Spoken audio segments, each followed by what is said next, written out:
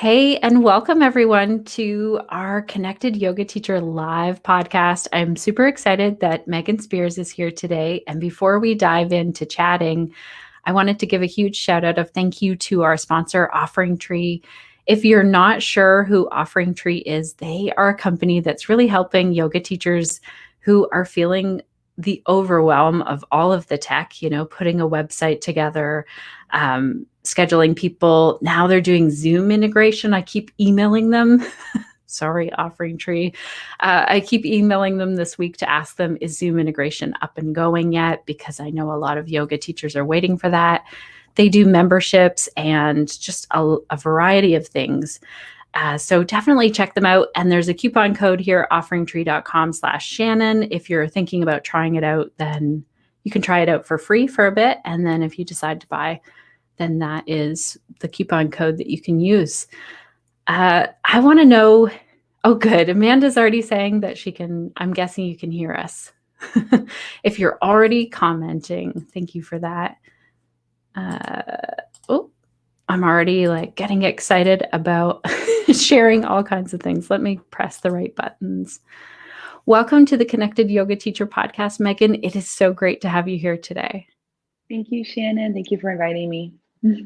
I'm super excited that we get to chat today about how you've built your private yoga business. I know that this is a question we get all the time in the Connected Yoga Teacher Facebook group and through emails. Yoga teachers are really looking at how can I move from those group classes to teaching one-on-one. Before we get there, what is the work that you do right now and who do you do it for? The work I do right now, I teach mostly private students at the moment. I do have a few corporate classes and then a single gentle class. My offerings revolve around creating more strength, mobility, and balance in the mind and body. And I tend to work with those who really just crave that in their lives. Yeah. Nice. So, and you're also in school and going through for a PT? I'm in school. I'm getting my undergraduate degree in health education and health promotion, and I'm in the application process for physical therapy school. That's amazing. I know Judith Hanson Lassiter, which I'm sure everyone here knows who that is, who's been teaching yoga for 50 years and has written 10 books now. She was a yoga teacher and then became a PT. And I feel like that's really, it fits so nicely together as well. And it's exciting to, just hear you learning more about the body. And I know we've been having chats about that. So let's dive into, when did you make this switch from teaching group classes? Because were you primarily teaching group classes? When did you decide, hey, I want to work one-on-one with people? Yes, teaching primarily group classes up towards 20 classes a week and loving it. I had all this energy to teach at 6 different studios in my town. And at the same time, I had a few people asking, emailing me to see if I could teach them privately. And of course, I said yes, because I've said yes, but I was extremely nervous because I was out of my comfort zone completely. Very comfortable at the time teaching group sessions, and to teach a person one-on-one was exciting, but also very scary. So I started to read different blogs and listen to more podcasts and just took a deeper dive into what it looks like, what the difference was between teaching a group session and a private session, because I knew there was a difference, but I didn't know it well enough to feel comfortable, but I wanted to say yes. So what was the original question? I got lost in my own story. No, I just want to come back to this because I think what you called out, my original question was, where did you make that switch? But I want to bring back to what you said about how it was difficult and you didn't feel like you were prepared to do that, which I want to call this out because I think this is something that all yoga teachers feel when they leave a 200-hour yoga teacher training. Most, I can't say all.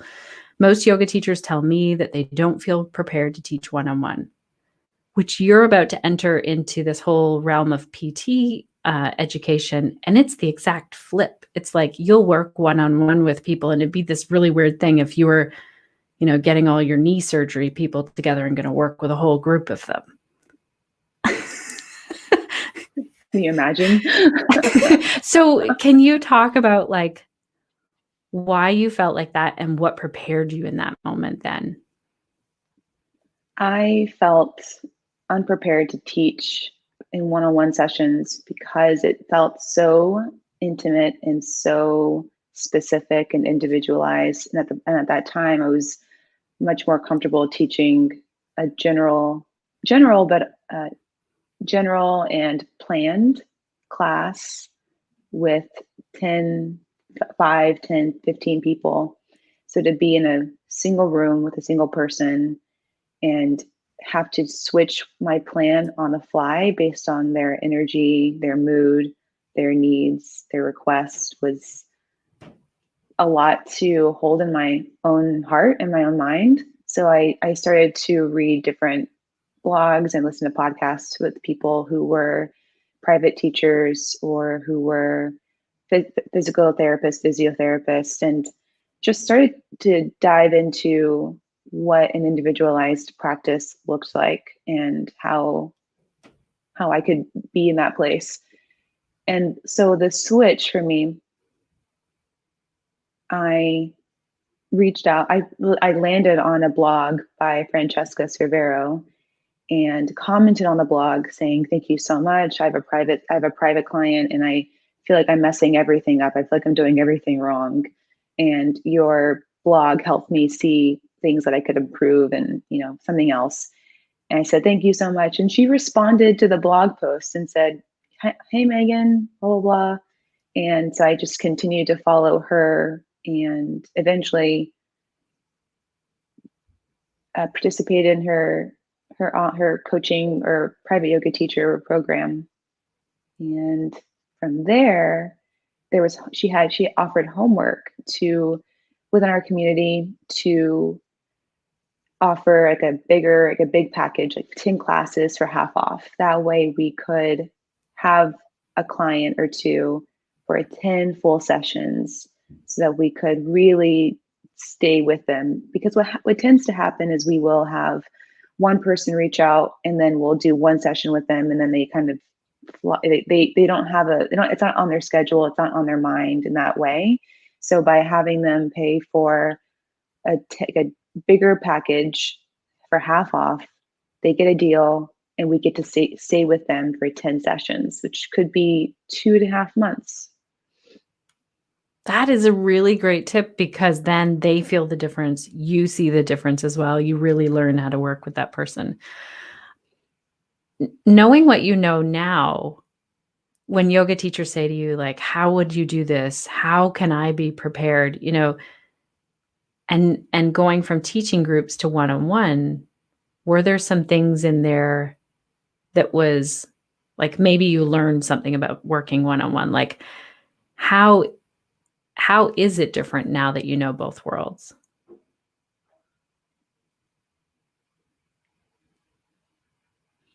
There's a little bit more back and forth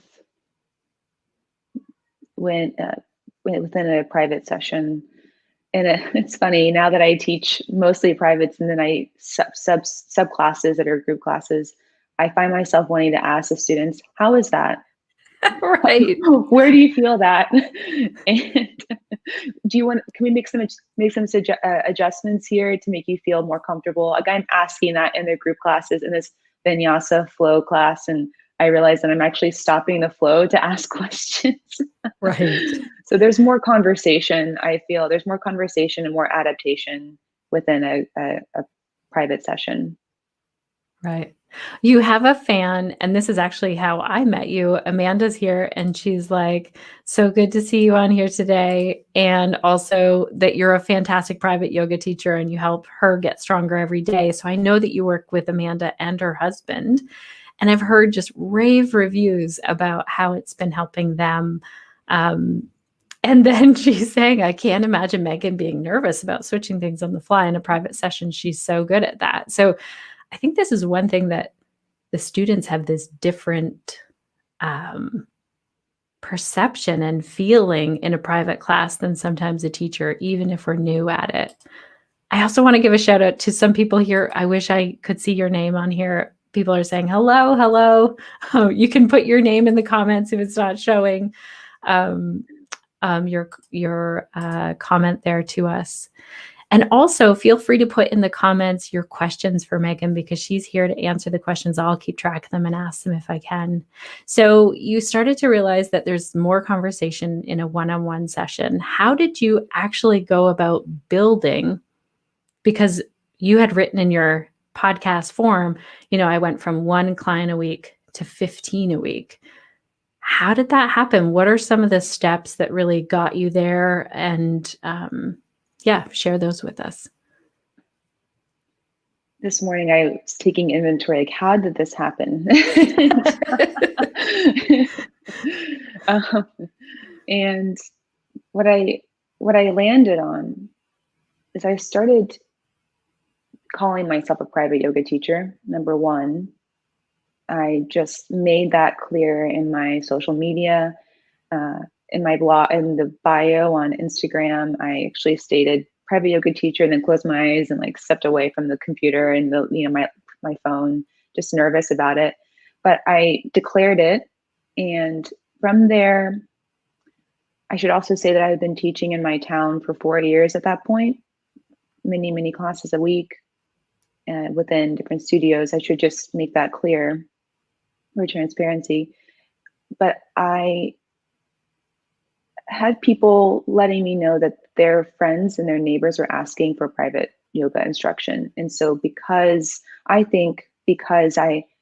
made it known that I was a private yoga teacher and that I was taking on private clients, when someone who knew me heard someone say that they were looking for individualized attention, or they had specific questions, or they needed more support than they were getting in a group class, I could be top of mind for them to say, "Oh, Megan Spears, do you know her? I think she's doing private yoga. I don't know of anyone else that's doing private yoga," on their mind. There are people in my town that are offering private yoga sessions, but I just wanted to make it really clear in my online that that's what I was offering. So I think that helped. I had a few people refer me to their neighbors.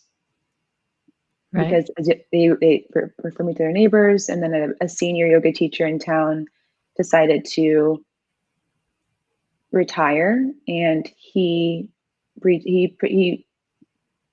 suggested me to one of his previous yoga clients.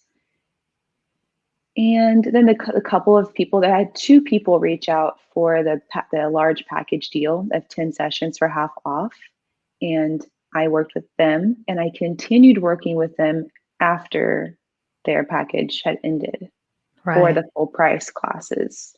Nice. Do you still do, sorry, this is curiosity question now. Do you still do 10 package? No? What do you do now? Now I do standing appointment classes. Like one-off, like everyone but just books the next one. Right. Well, and I was thinking about this, like, if I had to start over right now, what would I do? Or if all of my clients suddenly needed to stop for whatever reasons, maybe over the next couple of months, something happened and whatever else. Or let's say after I finish grad school and I want to pick up a few private clients, so what I do? I think I would do the large package deal again. I think it's a really great starting point to offer a package for anyone that's curious and wants to commit to a little bit more time with one person. They want it on their schedule. They want that consistency. They want that accountability. So if I were starting over, that's exactly what I would do. Okay. This is so interesting that then you've switched, and it's probably because you're booked, just like a massage therapist starts to get booked and they they don't need to book packages of 10, but it really helped you to build that business and build the confidence and also build the results with your students. I love that. I also want to just call back to how you said, like, if you had to look away when you posted this on Instagram, like, it sounds like it wasn't an easy ride. You weren't just like, yes, I am a private yoga teacher and I know it, like, in every bone in my body. It sounds like it was a challenge all the way along, which I'm guessing wasn't felt by your students. I think that's an important thing, just to convey, is that there's this nervousness when we're switching to one-on-one. Kate's here and says, I'm planning to turn many of my online group students into online semi-private and private students this winter. Making that jump to scheduling sessions has been a hurdle. Also, I've had a few new private students book once and never again. So do you have any tips, Megan, for what it's like to have someone book, do a private session, and then never book again? Yeah, thank you, Kate, for sharing that and asking the question. I have too experienced that recently, where people will have one session and then they won't answer the email again, right? And that's challenging. It's because we want to help. And Kate, I wonder, and anyone else is curious about this, I wonder if a 10 class pass seems like too much to the person, maybe this is something that I've gathered from Francesca too, Francesca Cervero, is to offer 3 classes for the price of 2. Right. Oh, that's a great idea. And that way we can have some consistency with them for 3 weeks, and it's nice to put a little bit of parameters around it where they, maybe this offer is good for a month, so they have to use those 3 sessions within a month. We give them a little bit of parameters and some boundaries, that way they can put in their schedule and and move forward into their private yoga experience and consistency. And so are you mainly meeting with people in person or online now? And what was it like before COVID? Was the ratio different? It was 100% different before COVID. Yeah. Yes. So before COVID, I met all my clients in person. I rented studio space around town to meet them. I went into a few homes to meet them. Those 2 are primarily the ways that I met clients. And now I meet 95% of my clients online via Zoom. And I meet 1 or 2 clients outside in a park, socially distanced. Right. And so then those people that you're meeting online now that you were used to, seeing their body, seeing the movement so close, are there some things that you do so that you can still really see that movement online? How do you deal with the people who maybe weren't used to Zoom or have their camera facing this crazy angle where all you can see is like their feet or the top of their head or something? At the beginning of when again, I think back in March, when we realized, oh, we need to switch a few things up, I sent an email to all of my clients and let them know that I was keeping an eye on where we were and looking at ways to stay safe and still meet. And I led a Loom. Maybe you can help me describe Loom. It's a website that allows you to video record while you're on a website. Yeah, that's perfect. That's what I would call it. It's free for the first little Mhm. bit or for a certain amount of space. It's really handy. I created a Loom to show my clients what Zoom looked like, how to create an account, and what it would look like during the session. And then I offered to meet with them for a 15-minute, 20-minute little session to let them know, to help them set up their camera, to set up their space, and to get comfortable with the technology. And I had a few clients who were immediately okay with it because maybe we had used Zoom before when they were traveling for work. It was never preferred at the time, but of course now we're all much more used to it and it's preferred because we know how safe it is. It's the safest option. That said, I had a few clients that took a couple of weeks to kind of like come back in, and I was just there with them, emailing them saying, I know this is a tough time. Let me know if you have any questions. I'm here. And just really casual, but also very warm and friendly and consistent. And they did come back around. So I have a client that's 87 years old, and she lives in like I said, she lives in Arizona. For anyone that doesn't know, I'm in Oklahoma. So and we take about 5 minutes to get the Zoom set up every single time. And I'm calm the whole time. I know that there's stress. It's stressful to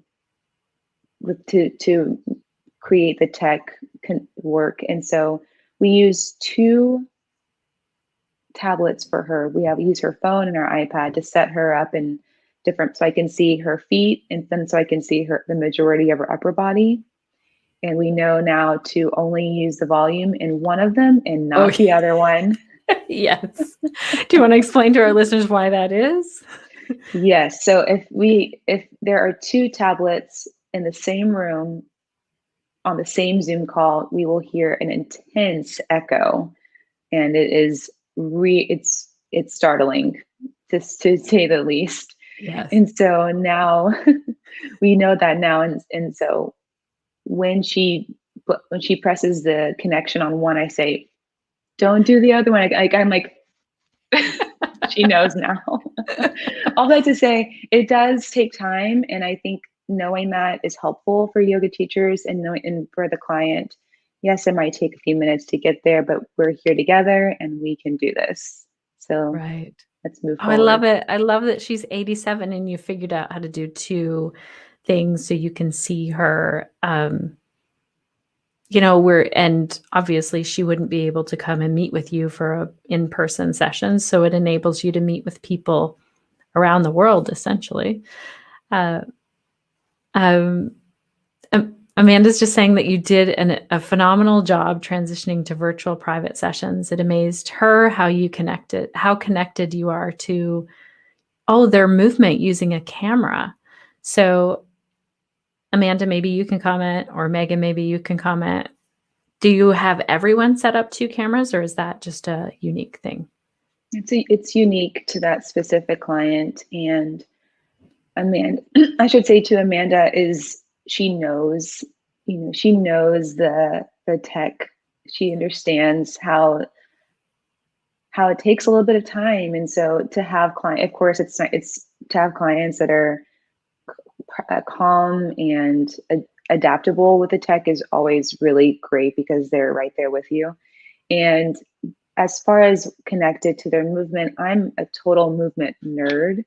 And I look at, and I'm really focused in on their clothing and observing their abdomen moving. And it's more challenging, of course, to see muscle contraction under clothes and through the screen, but it's not impossible. Right. Oh, that's great to know.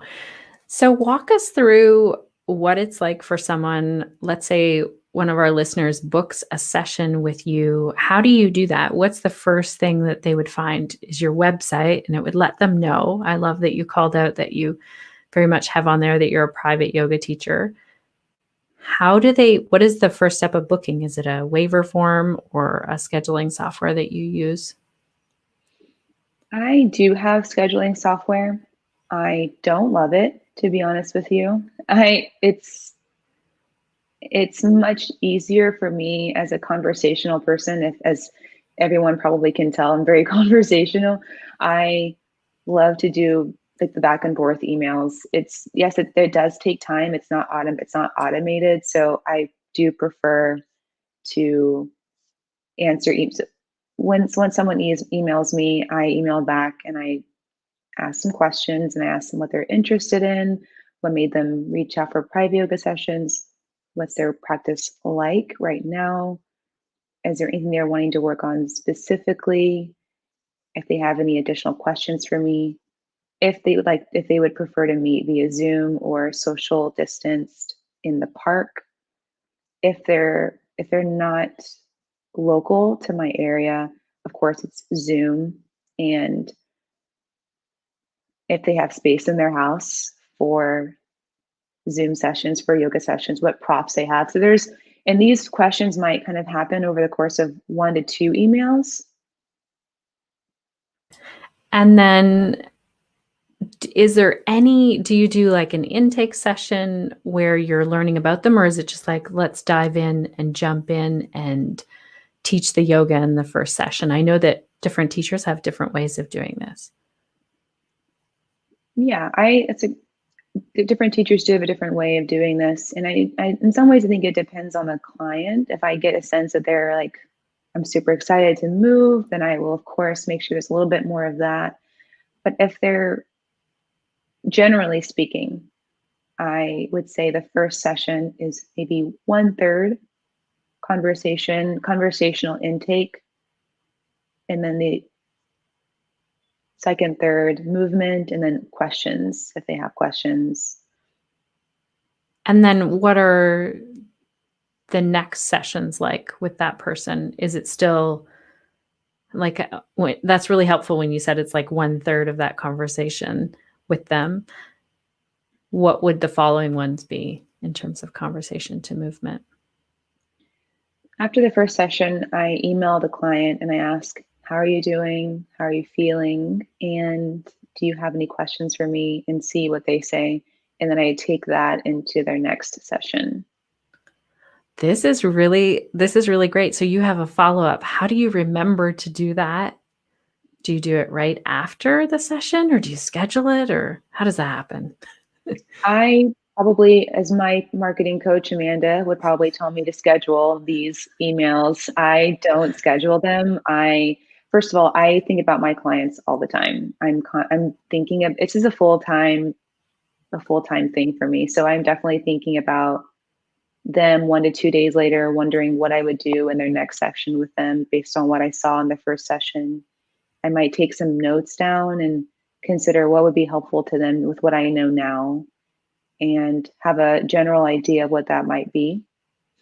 And then I email them 1 to 2 days after the session, depending on the day that I saw them.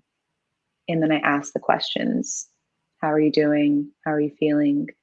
And what questions do you have for me? I think that's great. It's fantastic, customer service. It shows that you're caring about them, and also great for you for, like you said, building the next session based on how that went. Is there anything else that kind of makes your one-on-one sessions unique, or anything that you hadn't thought of in sort of this flow of, by the time someone comes in, books with you and does all of that?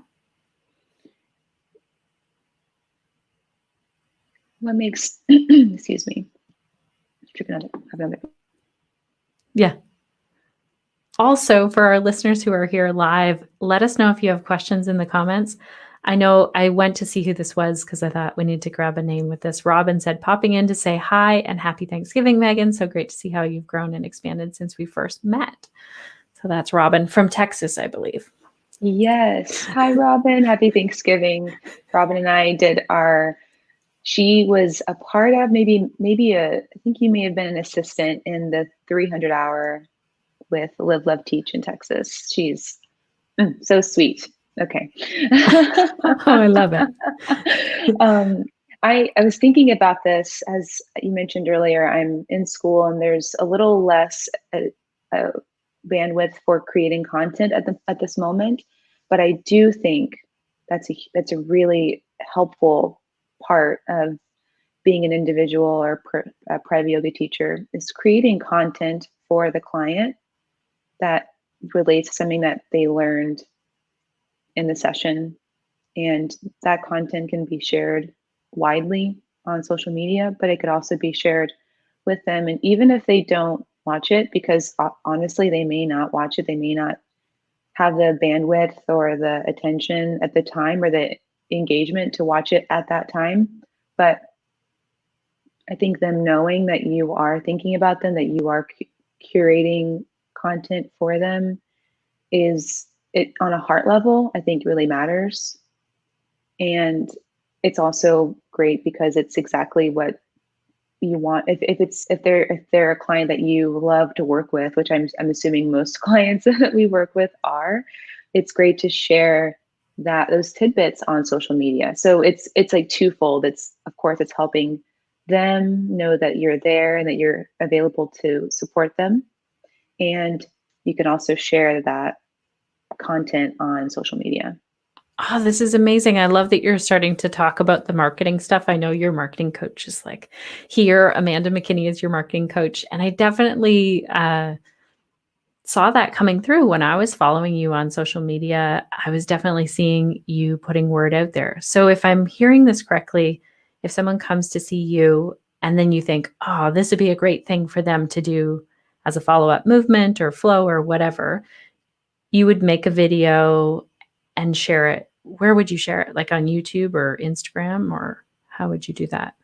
In the past, I've shared it on social media, and I may have sent it directly to them through their social media or maybe through email. And it's fun. Like I'm thinking back to what I did back in 2018 when I really committed to a private yoga business. And I definitely shared widely. And it it may not have been video. It may have been words, like if Samavriti, pranayam, or locust pose. I would just relate it back to something I did with a client. So I just really took what I did with my clients and infused it into what I shared on social media.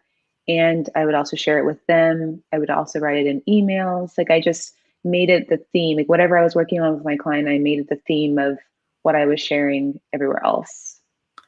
That's amazing. That's so great. It's like Amanda's just saying she gets really excited when she sees a video that you've made for her, but then you share it on social media. You feel really special. She feels really special as your client. I think that's so amazing that you're taking care of your client, you're making this video, but then you're also repurposing that and sharing it out on social media because like you said, you're then attracting some of those same people, like that same, maybe someone's like, oh, my shoulders because I'm, sitting at a desk all day. You create that content and you get more people like that. That's amazing. I want to get to this question because I think it goes along with it. Do you provide postural analysis or homework for your clients? Thanks for asking. I do now. I do that now because people ask for it, and people ask for homework. They ask for postural analysis. If they don't, then I don't. If that makes sense. If that's not something they're interested in, then I won't offer a postural analysis. Does that make sense? Yeah, I think that's great. And also, I know as someone who primarily works as a private yoga teacher as well, some of my students are like, I just want to show up each week and do the yoga here. I don't want you to give me homework between our sessions. Don't do that. And I love to give homework because I get really excited thinking that someone might be doing just one tiny thing at home. But some of my people are like, nope, don't want that. So that's great that you follow like what their lead is on this. I just follow their lead. And I too have had clients tell me, do not give me homework. I'm not going to do it. Right. Yes. And so those who are interested, and if here's the general idea, if what I offer, if it's going to help them stay engaged, then I do it. Right. And if that means that I completely take away with postural analysis or nerdiness about a meditation practice, if they start, if their eyes glaze over, then I understand, okay, that's not how I'm going to teach them. I'm going to teach them by doing, not by words, not by going through a technique with them. It has to be lived and experienced with with some of my students, and that's absolutely okay. So I think understanding what those signs are within a client, like, do they learn by experience? Do they learn by having homework and having a book to read? I have clients that ask me, can you suggest a book for me to read? And then we'll take some of the lessons from that book into our sessions. Or I'll have clients who maybe one day we'll have a posture based class, and the next day they say, I'm so tired. I'm so blank. I'm not feeling it. I want to just do a restorative class. And then I just completely do away with some of the postural stuff. I don't focus at all on anatomy or anything. And I focus completely on their subtle body and feeling held and supported by their bolsters and their other props. This is so good. This is why people love private sessions, because it's like, I'll just show up on the day feeling like I do, and you'll create the class for me. I think this leads really well into this next question. This listener is saying, when transitioning from group classes to private, how did you deal with the pushback from students who either don't want to do privates or don't want to pay? And asked another way, this is, are your group students the ones that are signing up for private sessions? Because in my experience, my group classes weren't really the people that were the majority of my private sessions, but maybe it's different for you. Did you feel some pushback? Did you market to those students? Did they become private yoga students? The majority of my group class students have not become private students, with the exception of maybe two, maybe. And often the students who were, I didn't have pushback from students in terms of private sessions because they weren't the ones reaching out to me. I also continued to have group offerings for a long time. For more than a year and a half, I continued to teach a variety of group classes while hosting my private students as well, so that there were options for people to get to know my teaching style, to get to know me, for me to get to know them. Such a huge deal to meet a variety of people. So in terms of pushback, it seems like there might be, in my mind, I'm wondering if there's a little bit of like, this is only what I'm teaching now. And I think having a slower transition is maybe more beneficial if you're feeling like there's a struggle. That's a great tip to have. Like, if, like you said, you had 20 classes, group classes a week, you could slowly say, all right, I'm going to replace that time with a one-on-one session, instead of just wiping the slate clean and saying, okay, I need 15 people to book this week for me to pay my bills, right? This slow transition. And I think the other thing that I want to highlight here, you know this because you've been working one-on-one with people for a while. The pushback I hear mostly from teachers, not from the people who are booking one-on-one sessions, is, well, why would it be worth, the same that you would pay roughly for a massage or a therapy appointment, or maybe more than that? Why would anyone pay for that? And I think, have you been to a massage lately? Have you been to therapy lately? Like, you feel crappy going in and you feel great leaving the class. Like, that's why you're like, that's what's worth it. Do you have any tips on that, Megan, when we hit that in our own mind as a yoga teacher? Like, oh, people are just used to paying like $10 or $15 for a class or something.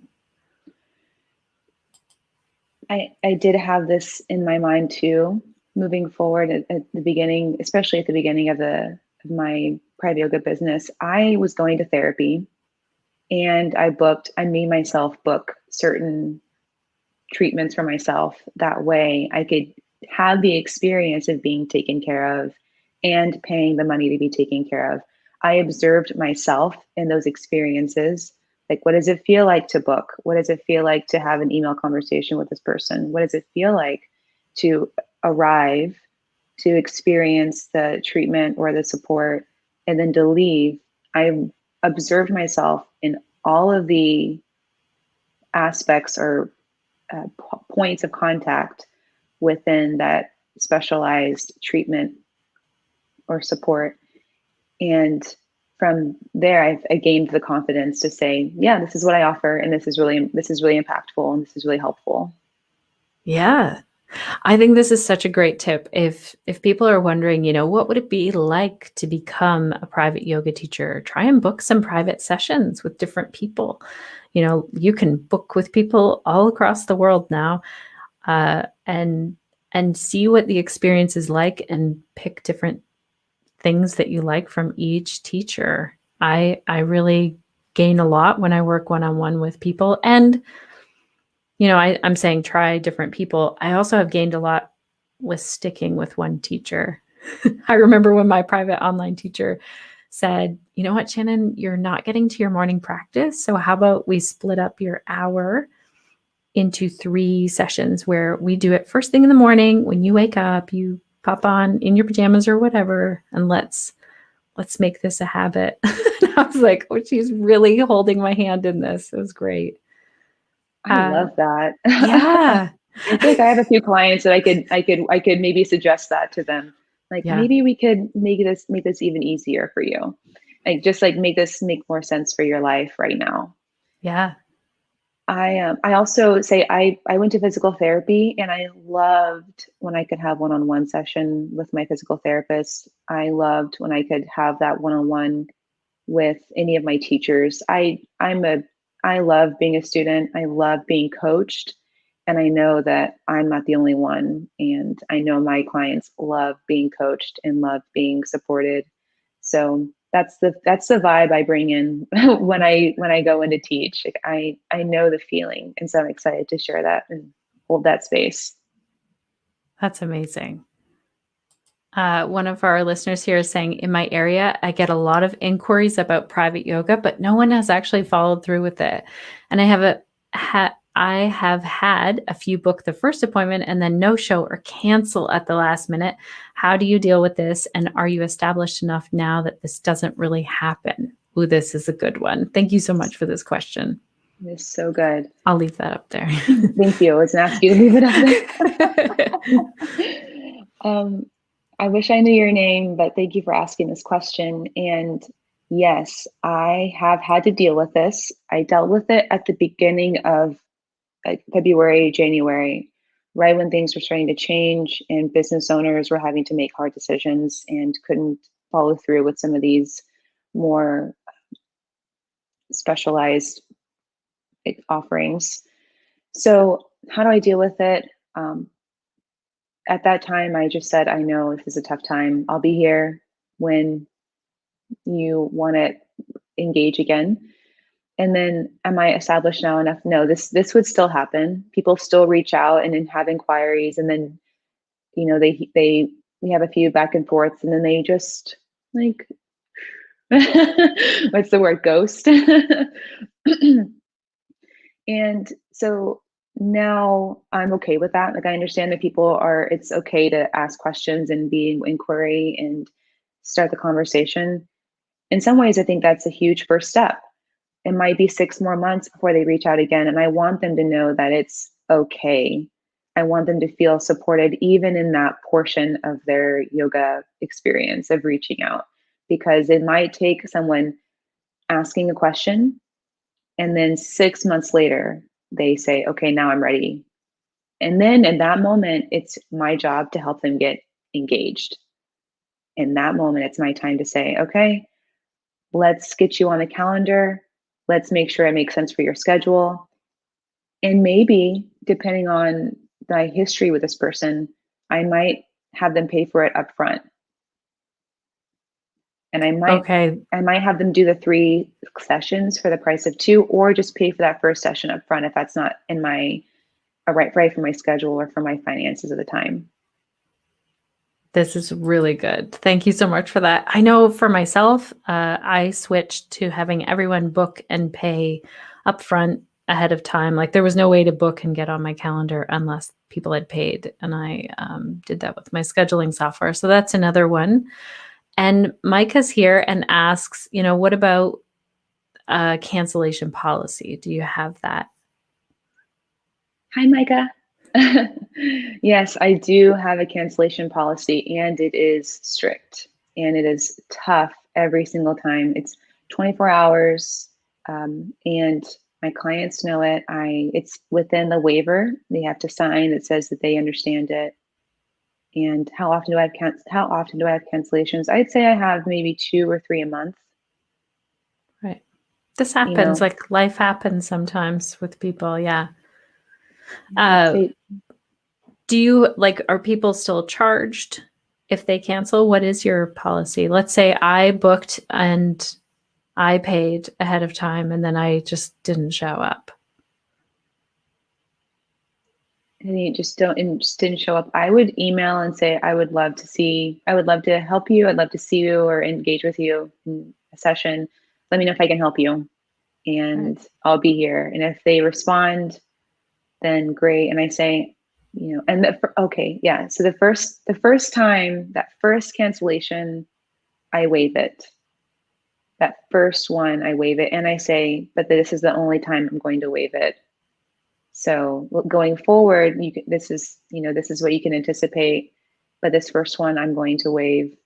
Let's work together. Let's move forward. Okay, that's so good. That's exactly what I do. Like and the people at the office where I work, they know it. They're like, okay, you'll get one go at this, and then Jan's just going to charge you.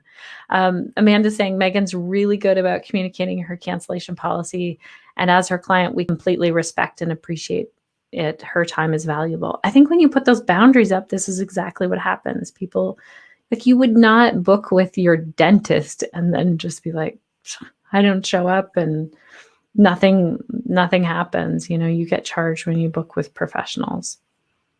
It's really Which is special yeah, to have. yeah.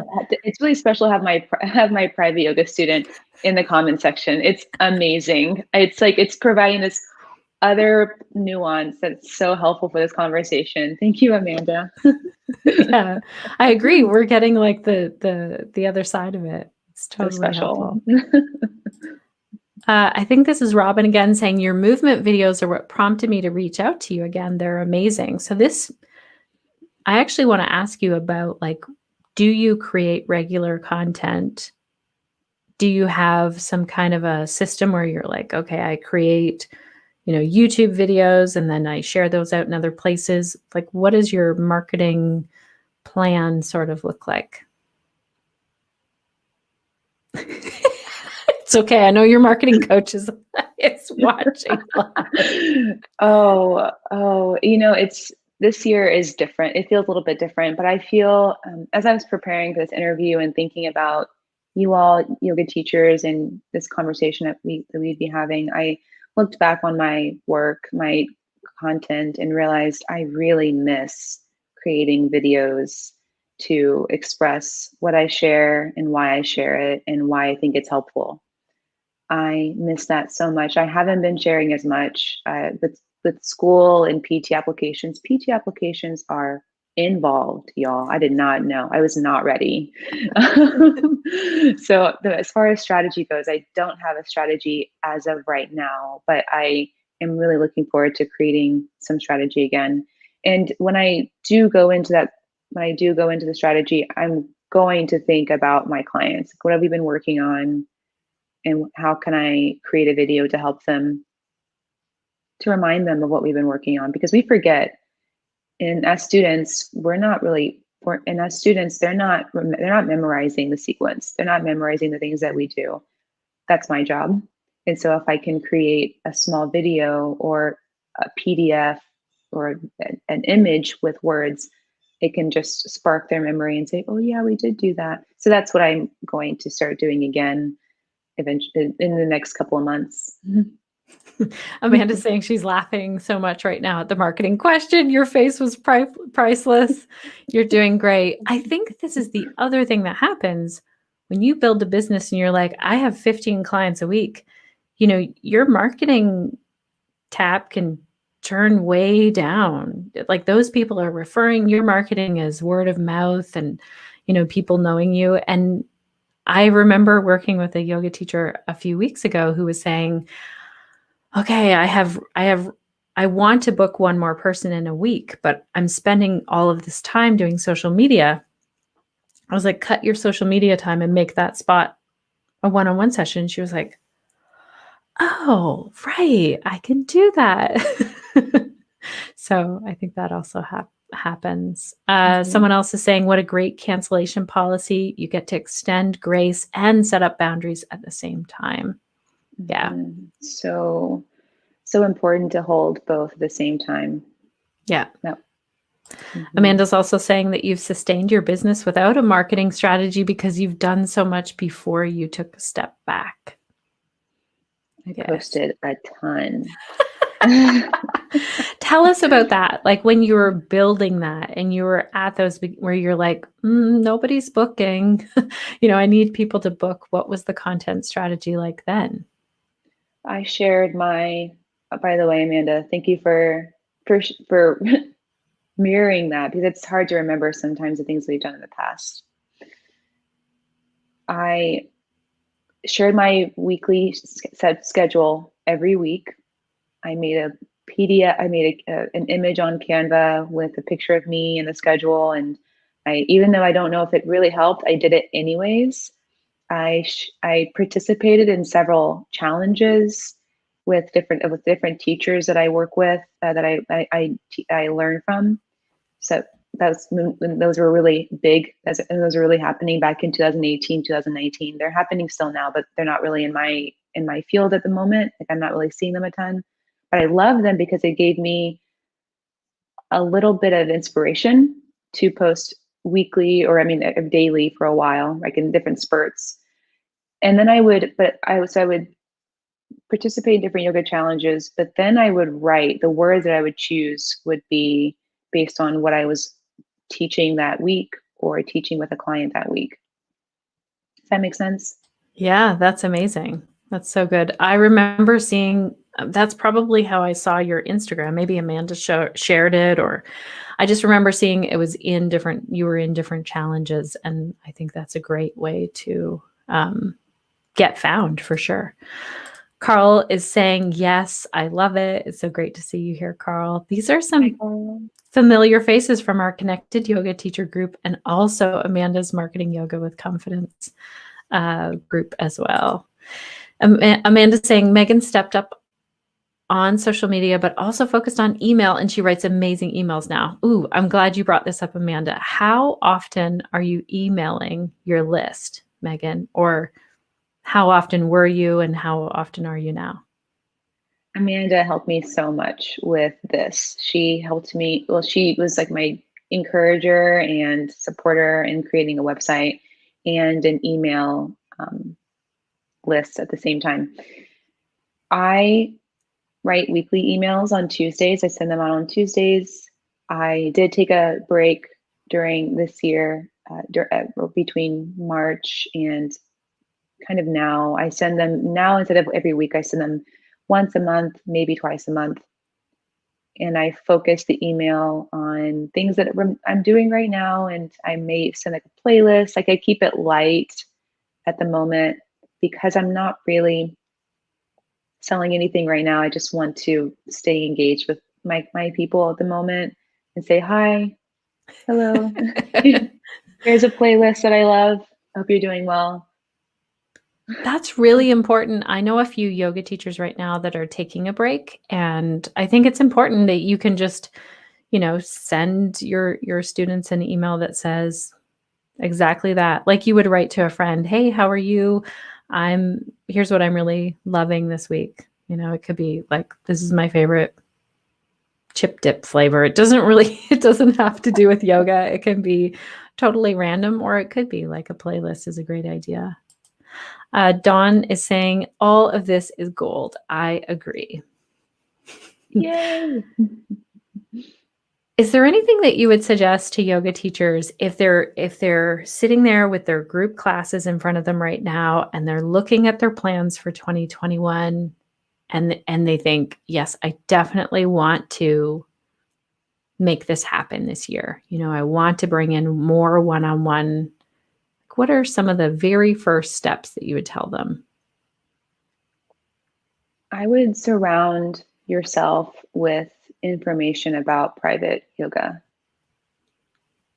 Just infuse your reading into, or infuse your experience, infuse your learning with individualized attention, and readings and blogs and podcasts. I've listened to podcasts on the Connected Yoga Teacher with different people that that work individually with people. And get used to what it sounds like when you are a private yoga teacher. Does that make sense? So just Yeah. really like bringing it around, like not just with your students, but you as a teacher. How are you studying to provide individualized attention? That way you can walk into that first session really confidently. Like, I've been studying this, I've been thinking about this and writing about this, journaling about this, and listening to different people. Maybe you do an additional like weekend type training or a day training. You just infuse your teaching practice with private yoga. This is great. Because when we're surrounded by yoga teachers who are teaching group classes or teaching at studios, it's like we're all kind of alone in the wilderness, where there are a lot of yoga teachers who are working privately, especially now, and figuring it out. Another question that comes up often when I'm talking about teaching private yoga is teachers will have this moment of feeling like, I don't have all of the answers for this person. What would you say about that? That's okay. That's okay. We don't have to. We don't have to. And one of my favorite tips from Francesca Cervero is to use the tools that we have. We have amazing tools as yoga teachers to help people with yoga movements, breath, stillness. And it's more important that we're able to use those tools than to think that we have to treat or diagnose someone or make them feel 100% better. Often we are giving them the tools to make themselves feel better and helping and adjusting those tools as needed. So it might be that, maybe there's a diagnosis that we're not sure of, and we just ask them about it. We say, where do you feel that in your body? What makes it feel better? What makes it feel worse? And then you curate a practice for those 60 minutes to help them in that moment. And then you might go home and you might Google it and see what are some contraindications, or what are some things to be aware of. And maybe talk to one of your senior teachers in your town and make that connection. Ask, have you seen anyone that has this?